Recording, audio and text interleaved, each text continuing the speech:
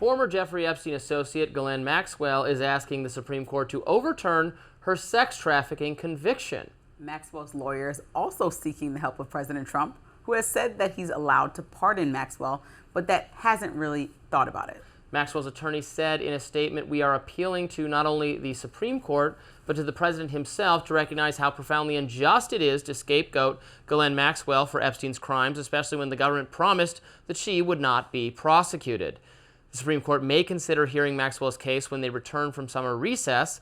Maxwell's argument is that her conviction violates a non-prosecution deal that Epstein made when he avoided federal charges and pled guilty to lesser charges of sex crimes in 2007. Now, lower courts have ruled, however, that the deal only covers that specific Florida district, and Maxwell was convicted in New York. Meanwhile, President Trump spoke yesterday about why he's cut his ties with Epstein. Let's take a look. But I don't want to waste your time by explaining it. But for years, I wouldn't talk to Jeffrey Epstein. I wouldn't talk because he did something that was inappropriate. He hired help. And I said, don't ever do that again. He stole people that worked for me. I said, don't ever do that again. He did it again. And I threw him out of the place, persona non grata. I threw him out, and that was it. I'm glad I did, if you want to know the truth. Another major that's getting into the next segment. Yeah, stay here with me for a second because we're talking Epstein. I know you're trying to run away from it. I know you're trying to run away from Epstein. That's the conspiracy. Stay in the segment, Robby. You have to talk about this. Here. I wanted to say to everybody, I actually want to look at the camera. Everybody in the MAGA base that apparently is starting to not care about this, that is absolutely ridiculous. You've brought us involved in this. You got us involved about how outrageous this is, and now you're just going to say, never mind? There's so much here. I also think if you take it seriously for a second, she meets with the DOJ. This is Ghislaine Maxwell and her team.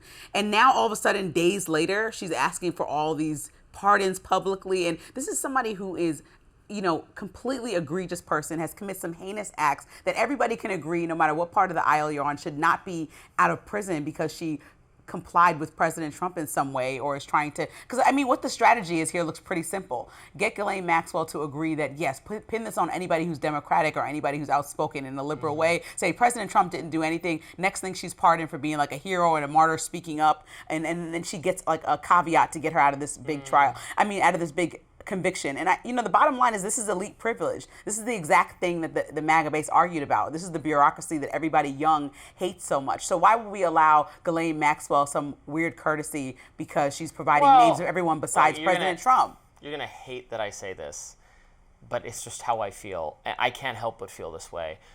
Even for people who are totally reprehensible, as I'm sure, I have very little doubt Ghislaine Maxwell is a reprehensible person who was involved in the appalling crimes, sexual abuse of Jeffrey Epstein. I still don't love, maybe this is my libertarianism, I don't know, when the government uses some technicality. If they made a non-prosecution agreement with her, maybe they shouldn't have done that. Maybe they should have prosecuted to the maximum and not taken the easy way out, not settled and not given sweetheart deals, and maybe they should have done the real work of actually convicting and putting someone away for the more serious crimes. If they gave her a non-prosecution agreement and now they're trying to say, oh, it was only for that district, ha-ha, we tricked you. That does kind of make me go, man, the system's, it's rigged. I don't know. What do you want me to say? That's how I feel about, even for reprehensible people, if they trick you, the deep state criminal justice system, they can do that to bad people. They can do that to good people too if they're allowed to get away with it. This is why Americans don't trust This is why they don't trust the system. This is exactly you work what we with both the agree system upon, and then right? This is exactly the thing. It's like, so the fact that you would find some legal small gray area to say this is the reason why someone who did or was complicit in all these egregious acts. They found a gray area to put her in prison in the first place because they had agreed not to prosecute her earlier. Is the argument she's going to make to the Supreme Court. I think she had a great lawyer who is looking at the case now and knowing that she has the eyes of the world and the ear of President Trump and trying to find any way, and also a Supreme Court that favors President Trump. This is not about a pardon, though. This is about a Supreme Court that favors President Trump. And so even if it does. And so even though, it's a time where we would think, sure, if there's really a legality that has been oversight and illegality, then let her off. But if there's not, and somebody's just going to do a favor for President Trump because this makes him look good in some way, this is all the problem with government and why so many people are scrutinizing it. And I would hate to see that happen, especially for all the victims that are still alive out there and have been suffering through this call for evidence, through this information request, and now the only woman, because they cannot bring Epstein to justice, the only woman that has been brought to justice will now walk free because of a technicality. The idea, well, I don't know that that's going to happen, because the Supreme Court could not look at this, or they could look at this and say, technically the non-prosecution agreement did not apply to the district you were prosecuted in, so tough luck, it sticks. You say the Supreme Court is pro-Trump. It is true that most of the Supreme Court was appointed by Trump, and that they have conservative views, and that they sometimes rule in Trump's favor. They sometimes rule against Trump as well. The idea that they're like all bought and paid for by Trump and they're just totally beholden to him is totally at odds with reality. It's actually not even how Trump people feel about the Supreme Court. Trump people feel betrayed constantly by Amy Coney Barrett and Brett Kavanaugh in particular, and John Roberts wasn't appointed by Trump, but he's Republican. You don't get universal pro-Trump rulings. You've gotten pro-Trump rulings in a couple cases. They're definitely ideologically conservative leaning, but that doesn't mean personally. They don't face, unlike elected representatives in Congress who have to be pro-Trump in order to keep the MAGA base happy, the Supreme Court faces no democratic accountability whatsoever. I don't know what that says about democracy, that it makes them more independent and more interesting in their judgments, and in some ways is in my view, the strongest branch of government at this point, or the one that's functioning the most in keeping with our founders' beliefs, and is a deliberative body where sometimes Republicans win and sometimes they don't win, and is actually doing the legislative function, is the one that's least democratically accountable. Is very interesting, but I don't think that it's not like, Trump really wants her to get off for some reason, so we got to find a way to get her off. That's not how they operate. It's not. Well, it's supposed to be apolitical, fine, but that doesn't, in recent history, even by the leaking of Roe v. Wade coming out from a Supreme Court, that's not very apolitical. We don't know who leaked that. We don't know.